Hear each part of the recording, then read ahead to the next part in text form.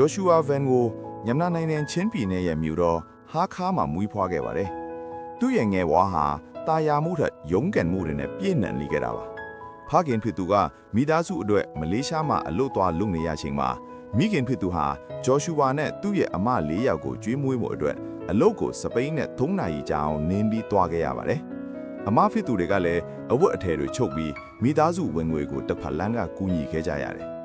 မိသားစုမှာတဦးဒီသောသားဖြစ်တဲ့အတွက်သူ့အမေကဂျော်ရှူအာကိုဖျားသခင်ထံအနှံထားပြီးဓမ္မဆရာ preacher တယောက်ဖြစ်လာဖို့အမြဲမျှော်လင့်ခဲ့တာပါ။ဒါပေမဲ့မြန်မာပြည်ရဲ့ပြည်တွင်းစစ်မီးကသူတို့မိသားစုကိုတိုင်းပြည်ကနေထွက်ခွာစေခဲ့တယ်။မလေးရှားကတဆင့်အမေရိကန်နိုင်ငံတက်ဇက်ပြည်နယ်ဟူစတန်မြို့ကိုဒုက္ခရဲ့အဖြစ်ရောက်ရှိလာချိန်မှာတော့ဂျော်ရှူအာရဲ့ဘဝဟာသူထင်မှတ်မထားတဲ့လမ်းကြောင်းတစ်ခုပေါ်ကိုစတင်ရောက်ရှိသွားပါတော့တယ်။ရန်ပွဲများကြားကဆဲကြော်သက်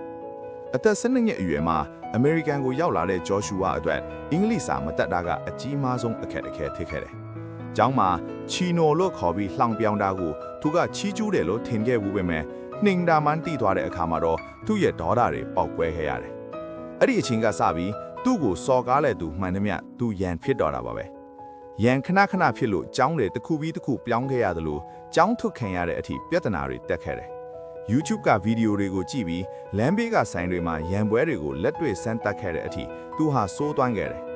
2018ခုနှစ်အသက်15နှစ်အရွယ်မှာဖခင်ဖြစ်သူကွယ်လွန်သွားတာကသူ့အတွက်ကြီးမားတဲ့ထိုးနှက်ချက်ဖြစ်ခဲ့ရပြန်ပါတယ်။ Houston မှာနေလို့မရတော့တဲ့အထိပြဿနာတွေများလာလို့ Iowa ပြည်နယ်ကဦးလေးတို့စီပြောင်းနေခဲ့ရပေမဲ့သူ့ရဲ့ရန်ဖြစ်တဲ့အကျင့်ကတော့ပါလာဆဲပါပဲ။အတော်ဖြစ်သူရဲ့စကားတခွန်းနဲ့ဘဝအလဲပေါင်း။ဒီနေ့မှာတော့ပန်းချံထဲမှာရန်ဖြစ်ရာကနေ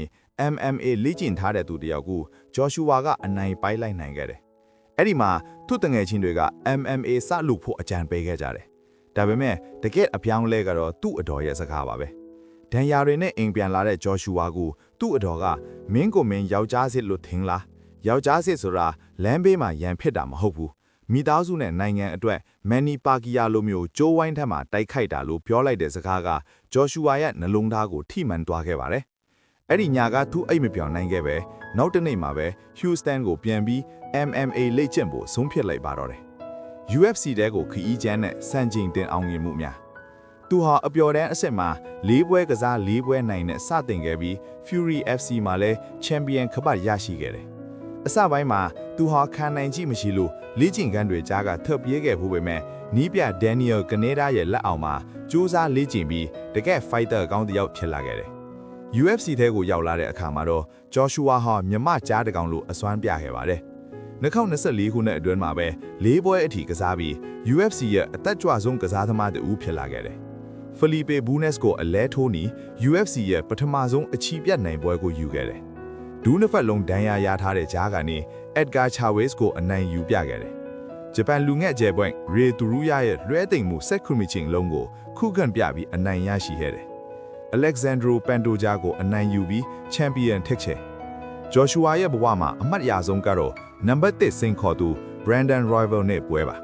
အဲ့ဒီပွဲဟာ flyweight သမောင်းမှာ significant strikes အများဆုံးစံချိန်တင်ခဲ့တဲ့စစ်ပွဲတစ်ခုဖြစ်ခဲ့ပြီးဂျော်ရှူအာကအနိုင်ရရှိခဲ့တယ်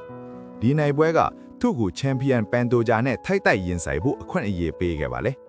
အသက်23နှစ်အရွယ်သားရှိသေးတဲ့ဟာခါလဲဂျော်ရှူအာဗန်ဟာချန်ပီယံ Pantoja ကိုကြော်ဖက်ပြီးမြန်မာနိုင်ငံအတွက်ပထမဆုံးသော UFC ချန်ပီယံခပတ်ကိုသိမ်းပိုက်လိုက်နိုင်ခဲ့ပါပြီ။မိခင်ဖြစ်သူကိုအိမ်အသစ်ဝယ်ပေးနိုင်ခဲ့တယ်လို့မြန်မာနိုင်ငံသားတွေရဲ့ဂုဏ်ဆောင်တရေကောင်းတစ်ယောက်ဖြစ်သမိုင်းတွင်သွားခဲ့ပါပြီ။